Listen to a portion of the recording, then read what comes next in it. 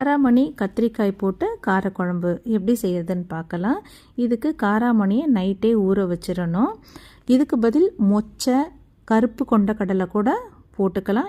அது எது போடுறதா இருந்தாலும் நைட்டு ஊற வச்சுட்டு வேக வச்சு சேர்த்துக்கலாம் குழம்புல. சின்ன லெமன் அளவுக்கு புளி எடுத்து நனைய வச்சுருக்கேன். ஒரு அரை கப் அளவுக்கு பூண்டு போட்டிருக்கேன்.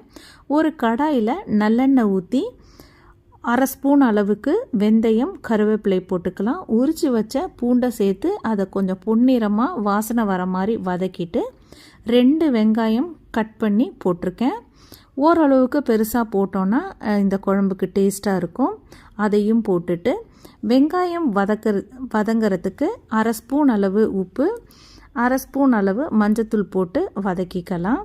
இதில் கத்திரிக்காய், முருங்கைக்காய் போட்டுக்கலாம். காராமணி பயிருக்கு பதில் மொச்சப்பயிறு போடலாம், கருப்பு கொண்டக்கடலை போடலாம். அந்த மாதிரி போட்டு செய்யலாம், ரொம்ப டேஸ்ட்டாக இருக்கும். வெங்காயம் கொஞ்சம் வதங்கின உடனே கத்திரிக்காவை அதில் போட்டுக்கலாம். போட்டுட்டு நல்லா வதக்கிட்டு கத்திரிக்காய் நல்லா வதங்கி கலர் மாறினதுக்கப்புறம் நான் ஒரு 3 தக்காளி போட்டிருக்கேன். தக்காளி போட்டுக்கலாம். மிக்சியில் அரைக்கிறதுக்கு அரை வெங்காயம், அரை தக்காளி, ஒரு அரை கப் அளவுக்கு தேங்காய், அரை ஸ்பூன் அளவுக்கு சீரகம் எடுத்திருக்கேன். இதை நல்லா தண்ணி ஊற்றி நைஸாக அரைச்சி வச்சுக்கலாம். தக்காளி நல்லா வதங்கி வெந்ததுக்கு அப்புறமா ஒரு 4 ஸ்பூன் அளவுக்கு மிளகாய்த்தூள் போட்டிருக்கேன், குழம்பு மிளகாய்த்தூள்.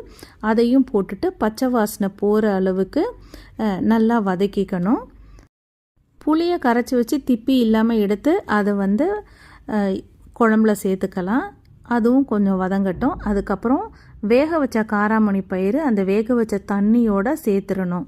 தண்ணியை வேஸ்ட் பண்ணக்கூடாது. வேக வச்ச தண்ணியில் சத்து இருக்கும் இல்லையா, அதனால் அதோடு சேர்த்து போட்டுட்டு கொஞ்ச நேரம் மூடி போட்டு சிம்மில் வச்சு கொதிக்க வச்சிடலாம்.